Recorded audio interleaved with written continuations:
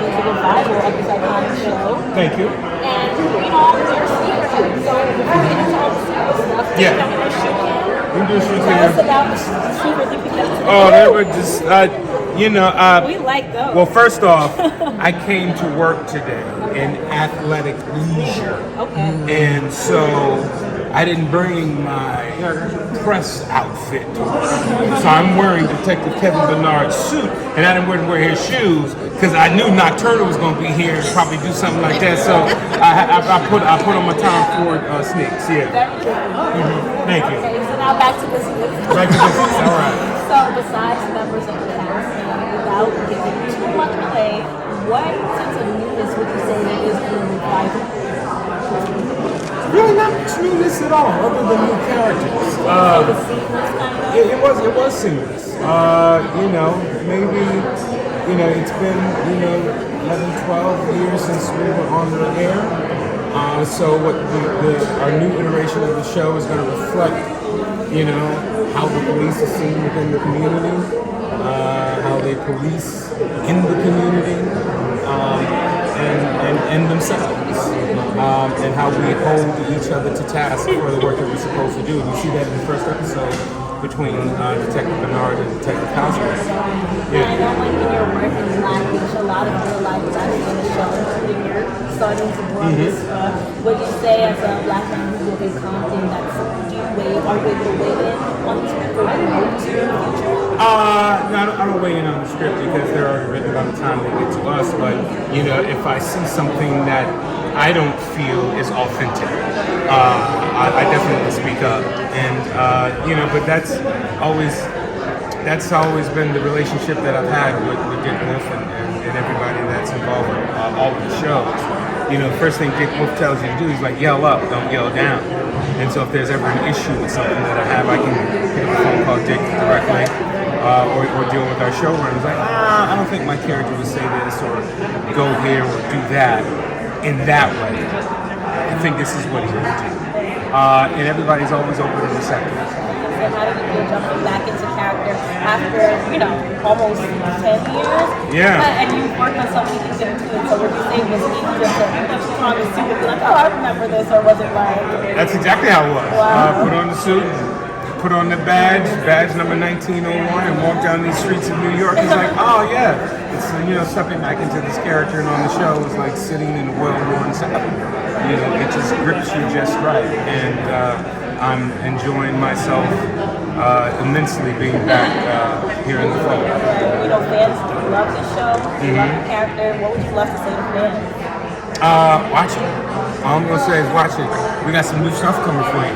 That's it. Watch it. Law and Order Season 21. Congratulations on being back as Amanda Rowan. Thank you very How does it much. feel to be back after over a decade? I know, 11 years, yeah. Being So- back on set, especially, post-lockdown.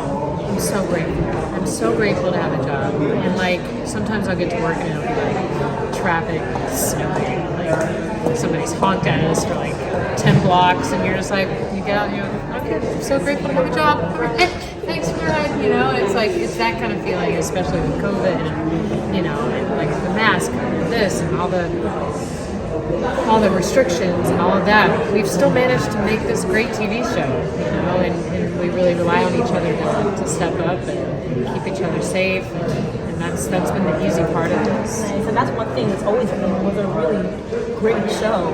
So how has it been since the revival? Is it totally seamless, would you say, or are there some, newness, some surprises for your audience that you can give away? Well, the mothership, I can't wait to see, because that's going to be as much of a must-watch thing for me as it is for you on February 24th. Yeah, so it'll be Law and Order is going to lead into SVU. We're so happy and so grateful to have them as a lead-in, and then we lead right into organized crime. So it's going to be a really, really cool block on Thursday nights. And you have some new things now. You have had that been working with, some new as well as some familiar faces. Awesome. We still have Ice and Mariska and Peter, and then we have Tavio this year as a regular. Just nothing short of awesome to work with. So it's been great. I know they're looking up to you as a mentor because you've been in. Are they? You're veteran of this, so That's crazy. Oh, this is amazing. Season 21. How does it feel to be back? Oh, you're congratulating me, but it's really the audience that should be congratulated because long after we had paused in making these shows, the audience kept watching and kept watching and kept watching until the idea occurred to someone that they might enjoy some new episodes. So, and my mom is definitely one of those people that has been watching, even with you guys going away. So, being on this show so long, has your perception of crime changed at all? Just, why it happens and just the whole landscape of it? well, I don't know whether why it has changed that much, but our understanding of what's going on has changed hugely. And the show is reflecting that, at least so far. The shows that I've seen and that we've shot are taking that stuff on, and it's, and of course, I don't have to tell you or anybody else that there's a lot of contention going on around all these big questions about this. Yes. Well, we're not shying away from it. And we love that. I think it's important. So, last question. What can fans expect for this upcoming season? I hope we fulfill the old mission of getting everybody to get to the end of the show, throwing their shoes at the television set of frustration, and having a really interesting conversation about what's going on. Yeah, I love that. I hope. Yeah. Congratulations to you for landing a role on such an iconic show. How excited was it filming, meeting the cast? It was such a whirlwind. I got the call actually almost exactly a year ago. And I got the call from my team, and they were like, "Oh, by the way, you're moving to New York in like 2 days." Where are you from? I'm from North Carolina. Yeah, so I packed up as much as I felt that I could bring on the plane, and I was living in a hotel for like 3 weeks. But the first couple of days of filming, I remember the first scene that I ever shot with Chris alone was in the pilot, and I was so nervous. They were like, "Can you type on the keyboard, and can we get a shot of you typing on the keyboard?" And my hands were like shaking so bad. I was like, I don't know if this is gonna look like I'm an expert hacker, but I will do my best. But I was so excited to be here and to get to work with all of them, and I can't believe that it at some point has become even a little bit normal. Yeah. And so tell me, you are an expert hacker. Tell me a little bit more about Jet and her role in this continuous dramatic scene. Yeah, I think what is my favorite thing about Jet is that she is very good at her job. They talk a lot about how she's good at her job, but it doesn't feel overblown in the sense that it's not like every single episode someone's like, "Oh, Jet's amazing." No one's overselling it. It just is, and that it simply exists, and that it is the world. No one is trying too hard to convince everyone else that she's an expert at what she does. And I think that's why it was so interesting for me when they decided to bring Malachi back in the second arc of this season, because she is good enough at her job that she doesn't need someone else to help her with it. But to have 2 hands instead of 1, or I guess 4 hands instead of 2, definitely helps expedite the process and makes things more fun for her. And you're one of the youngest characters on the show right now. Yes. So what would you say is the best part about filming and being a part of the world that is going on? I think my favorite thing about filming right now is that Chris is super jealous of my hair and that I am young and beautiful. No, my favorite thing about working on the show, I think is that I have the privilege of in playing Jet. A lot of the scenes I do, I am kind of just sitting back and I'll either pop in with like a funny little quip or a one-liner or a key piece of information, but otherwise I'm the silent observer. And through being that silent observer, I am able to pick up and learn so much from everyone else around me, from Danielle, from Chris, the days when we do crossovers with SVU from Mariska. Watching Chris and Mariska work together has been one of, I think, the greatest gifts of being cast in this show. Have you been learning a lot from you? Absolutely. Just the way that they handle a room, the way that they talk to each other when they're working through a scene, the way that they are working with such serious subject matter occasionally and still manage to keep everything light and fun and playful. I love it, and I have so much respect for it. How has coming back into filming after 10 years been, like, especially after lockdown and, you know, this whole COVID situation? How's it been? Shockingly seamless. You know, and I jumped into it starting with Mariska because, you know, we did a crossover there. So that was special and intense and kind of like a dream come true kind of thing, or living a dream because it had been so long and yet it was so familiar. It was great. I love that. And I want to know, like, how do you balance, you know, just the subject matter, especially when you guys wrap after the day? Like, how do you, you know, practice self-care and things like that? I work out and I try to, you know, just stay connected to my family because for me that's, you know, a nice anchor, I guess. I feel that, especially now. Without giving too much away, what do you think fans can expect from this upcoming season? Well, you know, I hope like every season, you know, good storytelling, something that interests them, something that's topical, interesting characters, good acting, and cinematically engaging. Is there anything that you want to tell the fans that has been waiting for this moment for so long? Anything I want to tell the fans? Yeah. I really appreciate you guys because I never in a million years ever thought that the outpouring of warm wishes and goodwill would be coming my way at this stage of my acting career. So thank you. Congratulations on your role in such an iconic show. But it's not your first time on the show. Not at all. I mean, every New York actor has been on Law and Order at some point. I went to NYU. I got my master's degree there. That's awesome. That's so cool. You did? You went to undergrad or grad? Undergrad. I went to graduate school, got my MFA, and my first show out of school was Law and Order. So you can imagine what this means to me right now. Right, how does it feel? Tell us about it. How does it feel coming back after, you know, you were on season 1? I was in 1991. It's been 30 years. It's amazing coming back to New York, which I love. I have such a love affair with New York City. It's amazing coming back to this show and, you know, bringing it back to the people who loved it. I just hope we can live up to its legacy. Awesome. Tell me a little bit about Lieutenant Dixon and what we should expect from her this season.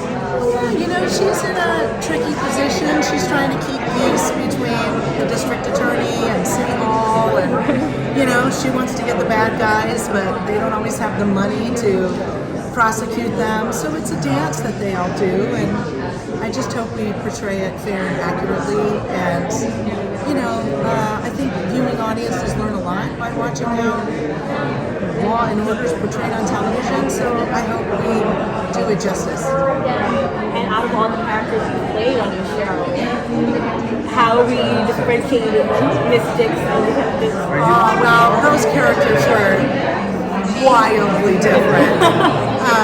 I played a lawyer who knew sign language, and I had a deaf client. I played a foster mom who was kind of a deadbeat, and I played a pro-life activist. So those are wildly different. And that's one thing about Law and Order. They gave such amazing opportunities to young actors in New York. And so for that, I'm just like eternally grateful. And now I get to show my love every day, and in our precinct. And just out of curiosity, for your love of within your love affair with New York City, what's your favorite thing about the city? What were you most excited to experience coming back?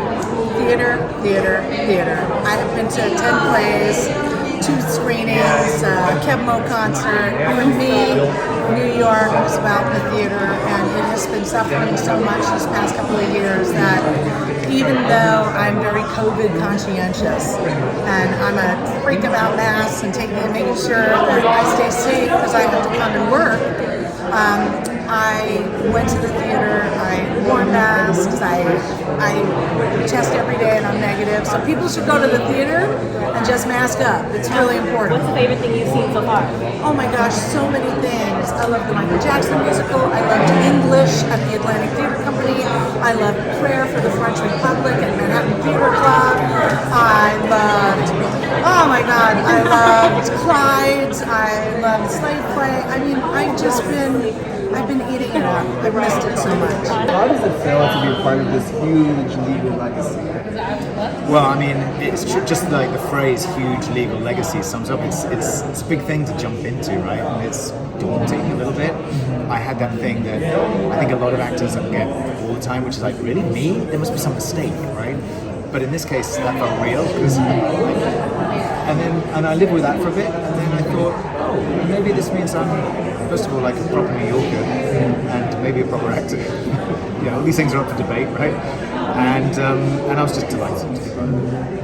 So, what can fans expect from your character, ADA Nyla Price? Nolan Price.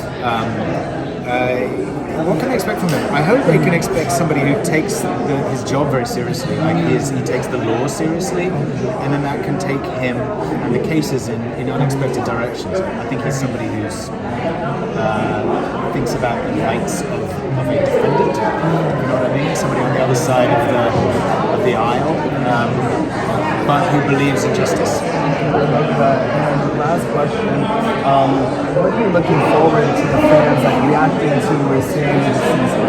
Well, I think it's really nice to be part of something where people, and I'm just getting a sense of this, when people completely, fully geek out, right? Because the show has such a legacy, and I don't know, people know the show backwards. Literally every living New York actor has been in it. Some of them go on to other things, and all that stuff. I'm just happy to be part of that. It feels really rooted in this city. It is my city at this point. Tell me about filming so far and meeting your cast and navigating into this new world. I mean, the first time I met the cast, I couldn't believe that I was a part of it. Who hired me? And it's working with Sam Waterston and Hugh Dancy has been just a pleasure. I learned so much every day. Sam, I was so nervous to work with him because I have been watching this guy since the 90s, since I was a kid, and he really welcomed me with a tight hug and taught me so much on set, and we really laughed. We tell serious stories, but we really laughed a lot on set between takes. And he said to me, we're all here to have fun, so don't forget that. And I'm glad that you're doing that. And being that you have watched the show since you were younger, you know that you are in a long tradition of female ADAs on the show. Yeah. So how was it preparing for that role while still taking on and making it your own? I have to say, my whole life, ever since watching Law and Order as a kid, I have been obsessed with the law and everything that has to do with one of my best friends is a lawyer. I always ask him, so what cases are you working on? And I've watched every show. You can prepare for this. But I didn't know. I just did it for me because I really loved it, and it was my passion to play a lawyer. But I didn't plan on it. I just feel so lucky. But at the end of the day, the research that I've done all these years paid off. Yeah, because it's really interesting to be solving murders. It's interesting. So I imagine you have fun with the researching of Absolutely. scenes and different terminology. Definitely. Yeah. Awesome. Yeah. So tell me a little bit about your character. My character Samantha Maroon is a badass, and she brings new ideas and opinions to the table. She really challenges Nolan Price, who has his character, while still maintaining what's the word I'm looking for?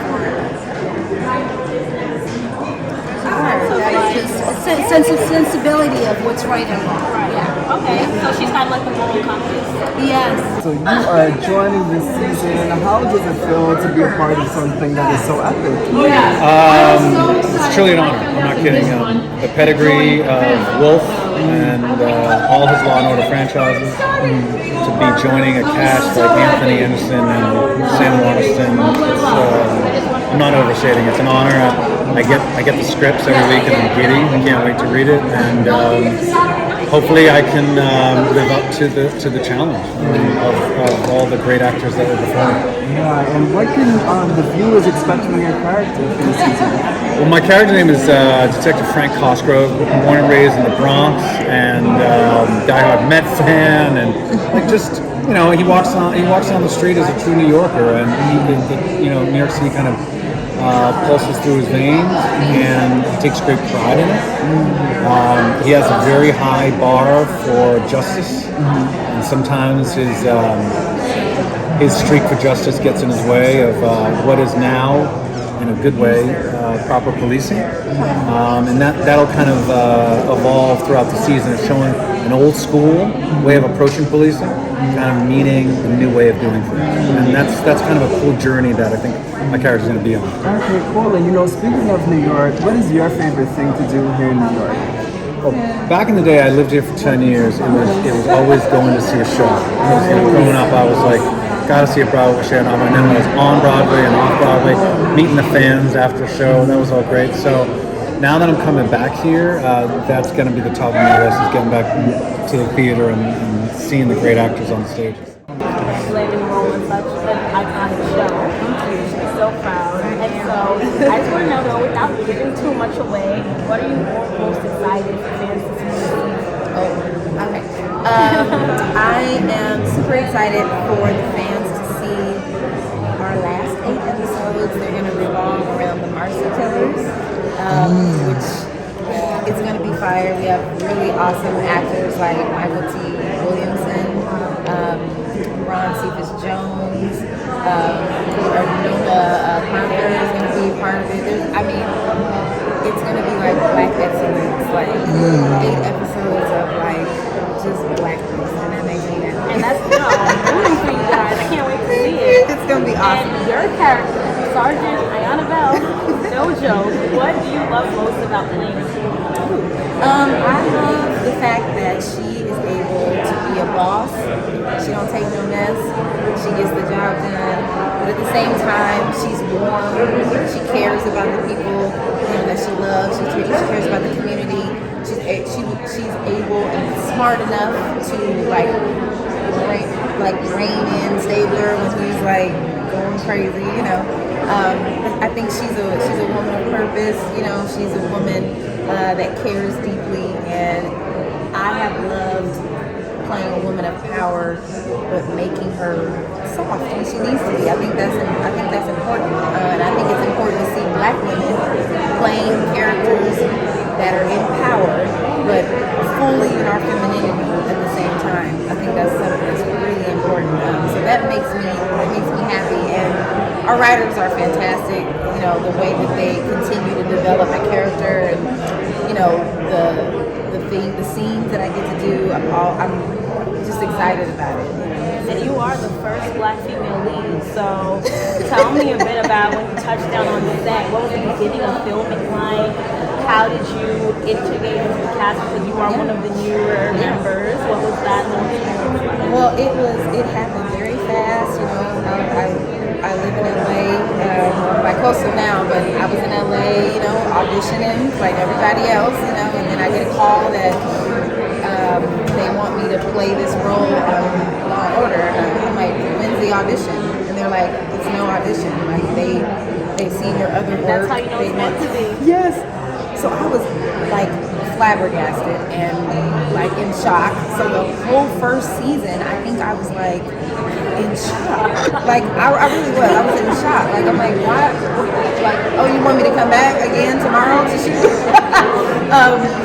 But you know, working with Chris, working with the other people on the show, like it made me feel like, okay, this is my home. Like this is a community and a family, and we're creating something new together. You know, we're like the new kids on the block. And then, of course, you know, I felt very honored to be, you know, a Black woman playing this part. You know, and at first I was a little nervous, you know, because he's 20 years older than me. I'm like, are people going to even believe that I can be his boss? But as soon as the show aired, I was like, oh, okay, I can be his boss, you know. And it just, I feel so grateful and honored that I'm able to be in this position. You know, I've been acting since I was about 18. I've had to work very hard to be where I'm at, and I'm grateful to people like John Singleton that gave me my start. I would not be where I'm at today if it was not for that man. And he saw this back when I was in an audition room with him and he was casting me. He saw this right here, you know, even at times when it was hard for me to see it. He was like, Danny, you're going to be good. You're going to be fine. And here I am today. For your craft, because young girls, myself included, are definitely not glad and proud. You know, like us, I see representation of greatness on off screen. You've done with your character for all these years. So, wow, now you're back. This is like 10 years later. How does it feel to be back in this whole COVID situation?